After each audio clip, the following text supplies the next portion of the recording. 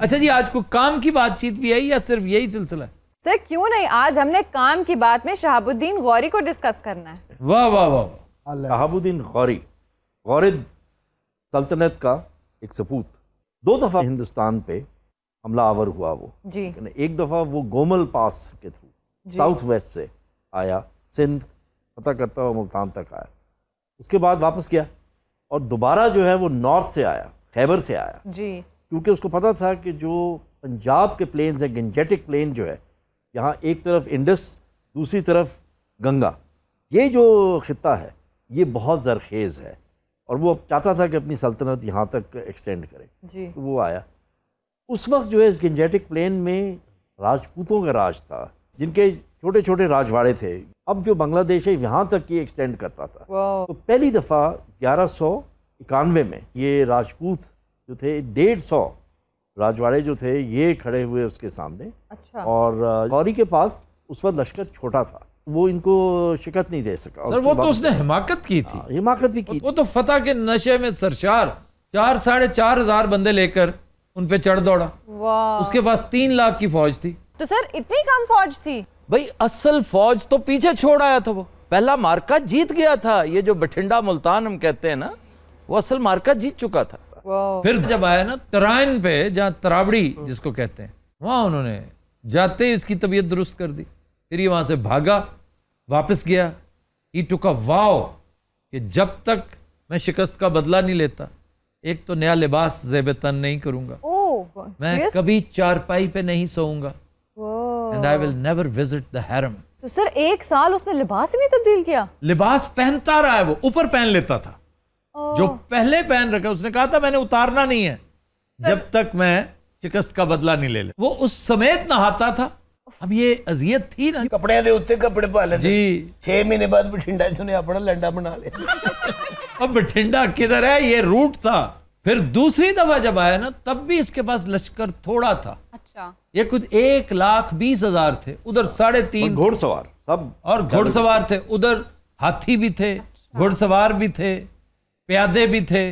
तो बहुत बड़ी तादाद में राजवाड़े भी इकट्ठे कर लिए ताकि गौरी की अलगार का मुकाबला कर सके। Then he must have come with a strategy. Strategy के साथ आए थे। जी जी, इसमें कोई शक नहीं। राजा जयचंद जो राजपूतों में से थे, उनके साथ उन्होंने एक अलायंस बनाई थी और राजा जयचंद ने उनको पूरी हिकमत अमली बता दी थी, राजपूतों रिवील कर दी थी कि वो उनकी हिकमत अमली है क्या। लेकिन एक होता है जो फौरी रीजन बनती है आपकी शिकस्त या फतह की। मेरी समझ के मुताबिक तारीख को हम इसी तरह देखते हैं, जैसे एक शेर सुनते हैं ना, तो अपने अपने अंदाज में अपने अपने हिसाब से उसको आप इंटरप्रेट करते हैं। तारीख भी इंटरप्रिटेशन मांगती है। मैं समझता हूं कि यहाँ पे जो फंडामेंटल रीजंस थी, उनमें से एक इमीडिएट रीजन वो एक वाकया था, यानी पृथ्वीराज की कोशिश थी कि मैं जंग ना करूं, इस जंग को अवॉइड किया जाए। तो उसने इसे मैसेज भेजा बिल्कुल कि गौरी साहब आप वापस तशरीफ ले जाएं, हम आपको सेफ पैसेज देंगे, हत्ता के कुछ ज्यादा राह भी दे देंगे। अच्छा। लेकिन आप लड़ाई मत कीजिए क्योंकि आपका और हमारा बहुत डिफरेंस है, हम आपसे डबल से भी ज्यादा हैं। बिल्कुल। नंबर 2, पहले हम आपको एक बदतरीन शिकस्त से 2-4 कर चुके हैं। तो जब आप वेल प्रिपेयर्ड होंगे फिर आ जाइएगा, हम भी यहाँ हैं, आप भी यहाँ, ऐसी कोई बात नहीं। इसने फिर एक अजीब हिकमत अमली, देखे ना, बेसिकली तो ये कमजोरी थी, उसने अपने हक में इस्तेमाल कर ली। उसने कहा मेरा नाम है शहाबुद्दीन, मैं बादशाह नहीं हूं, वो गयासुद्दीन है मेरा भाई, मैं उससे मशवरा किए बगैर रिट्रीट नहीं कर सकता, मैं उसके मैंडेट से आया हूं, उसकी इजाजत से वापस जाऊंगा, मुझे टाइम दिया जाए। उन्होंने इस मैसेज को उसकी शिकस्त समझते हुए जश्न का ऐलान कर दिया। सारी रात जश्न, रक्सो सरूद, राजपूतों ने नशे में धुत फौज। तो वो पता चला कि पौ फूटते ही गौरी चढ़ दौड़ा और उसके बाद चश्मे फलक ने वो देखा कि आज तक उसके असरात दोनों मुल्कों की सियासत, माशरत और हुकूमत पर इस कदर गहरे हैं कि उन्होंने अपना न्यूक्लियर मिसाइल बनाया, उसका नाम रखा पृथ्वी। तो उसका जवाब इधर से क्या आया? गौरी जी। हुण सानू पता चलिया पृथ्वी ते गौरी दी तारीख की थी। ये पता नहीं भाई ये नहीं है जंगा सिख दा कित्थों आ। और इसका आज की सियासत में एक और असर भी है तनाजर में कि 2014 में जब मोदी भारत का प्राइम मिनिस्टर बने थे जी, तो उस वक्त जो हिंदू जमातें थी, विश्व हिंदू परिषद जैसी, आरएसएस जैसी, हिंदू महासभा जैसी, उन्होंने कहा पृथ्वीराज चौहान के बाद पहली दफा कोई असल हिंदू भारत का हुक्मरान बना है। वो सेकुलर हिंदू को तो हिंदू मानते ही जी नहीं जी, वो तो नेहरू, इंदिरा गांधी, राजीव गांधी, वीपी सिंह ऐसे लोगों को प्राइम मिनिस्टर मानते ही नहीं ना। वो एक चीज़ और है, मुझे खुद शर्म आई जब मैंने रिसर्च करनी शुरू की कि गौरी का मज़ार कहाँ है। गौरी का मज़ार it is in Sohawa. Sohawa. Very few people know.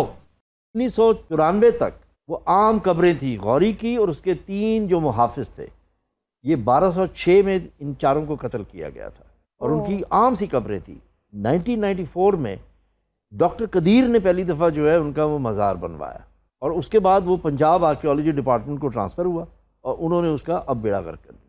Sir Gauri फिर मर्डर कैसे हुआ था? इतना बड़ा बादशाह था। बस लिखी हुई थी।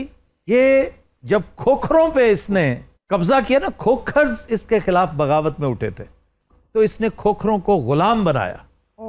इतने ज्यादा खोखर गुलाम बने कि जैसे कहते हैं to be on a discount, कि 1 दिनार के बदले आपको 5-5 खोखर मिलते थे। उसने 2 बड़ी अजीबोगरीब हरकतें की थी जो उसे गौरी बनाती हैं। उसने इजी नहीं लिया मामले को। एक तो वापस जाते ही एक गद्दार को, भगोड़े को, सरदार को उसने इबरतनाक सजा दी कि तुम मैदान छोड़ के भागे, तुम्हारा बादशाह जख्मी था, वो तो ऑलमोस्ट मर गया था, वो बहुत बुरी तरह। इसको पृथ्वीराज चौहान के भाई ने, बहुत खौफनाक वार था, ही वॉज वेरी लकी के बच गया। और इसके एक खिलजी गुलाम ने, खिलजी गुलाम था क्योंकि ये लुढ़कने लगा था घोड़े से। आई विश जैसे अर्तुगरुल है, इस तरह की कोई चीज अल्लाह हमें भी मत दे, हम भी कोई चीज बनाए अल्लाह करे कि ये एक सीक्वेंस ही अमर कर दे इस पूरी सीरियल को, कि जिस तरह उसने लुढ़कते हुए बादशाह को संभाला दिया और खुद बैठा। फिर वाह, उस खिलजी ने दरअसल बुनियाद रखी थी। ये नाम तो गौरी का था,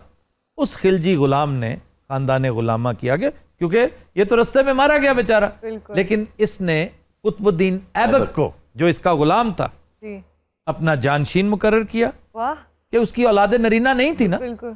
तो हुआ ये कि जब ये सोहावा के पास से गुजर रहा था, मुझे तो उस जगह के साथ रेवरेंस ही बड़ी है।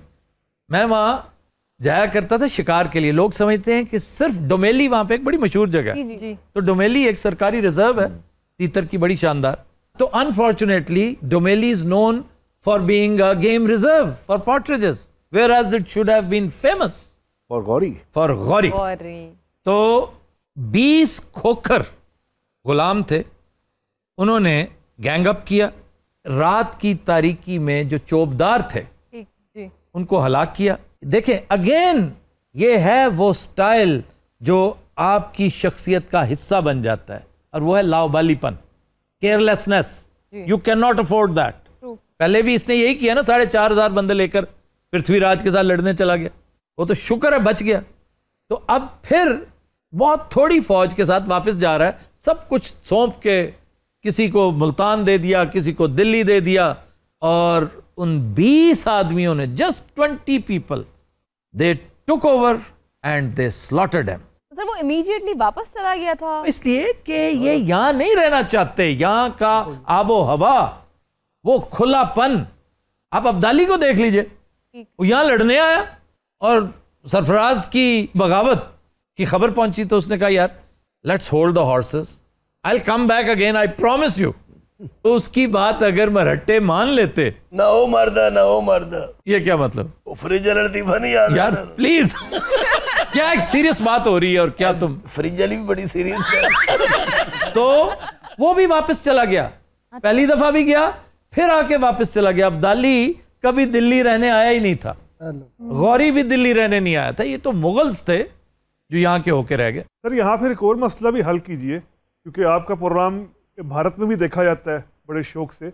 वो ये सर कि हमारे यहाँ पाकिस्तान में दानिश्वरों का एक हल्का ऐसा है जो ये कहता है कि जब हम यहाँ पाकिस्तान में बैठकर गौरी, गजनवी, अब्दाली जैसे तारीखी करैक्टर्स को ग्लोरीफाई करते हैं, तो वहाँ पर इसका बैकलैश भारत के मुसलमानों पर आता है।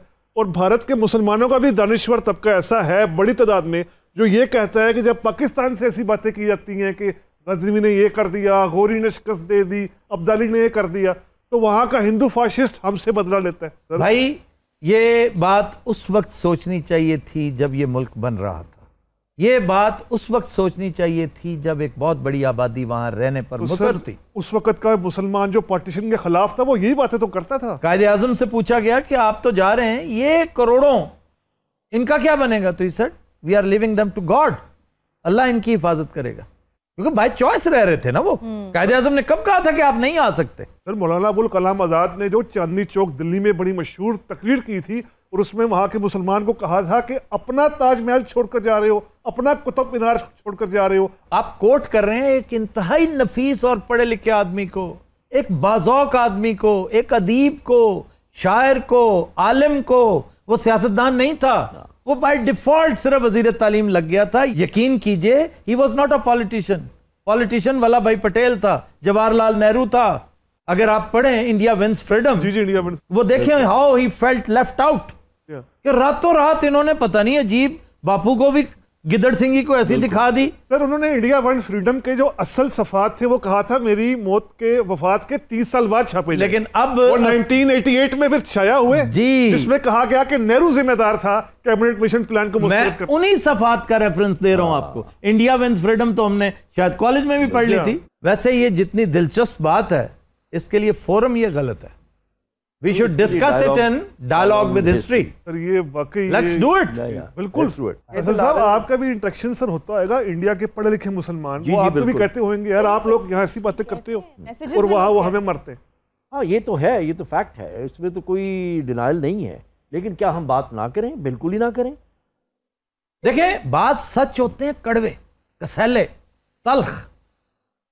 अगर उससे डरते रहेंगे ना तो फिर आप आगे आगे भागते रहेंगे। ये सच्चाई बुल की तरह आपका ताकुब करती रहेगी। और फिर कड़वी सच्चाई तो ये भी है कि अब्दाली ने पंजाब पे हमला किया था, पंजाब भी लूटा था। मतलब एज अ पंजाबी में बनकर सोचूं तो अब्दाली ने तो मेरी धरती मां पर अटैक कर दिया, गोरी ने मेरी धरती मां पर अटैक कर दिया। आपको मैं एज अ पंजाबी सोचूं तो आपको किसने कहा कि आप ना सोचे? भाई जज्बाती क्यों हो रहे? लगता इन्हां दी अपनी जंग शुरू हो जानी, चली जाए चुक ढोल की। और बैठे रहो।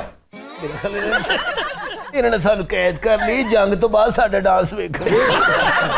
ਇਹੋ ਜਿਹਾ ਬੰਦਾ ਤਲਵਾਰ ਕੱਢ ਕੇ ਨਾ 2 ਖੁਸਰੇ ਮਾਰ ਕੇ ਕਹਿੰਦਾ ਇਹ ਵੀ ਤਾਰੀਖ में लिख दो।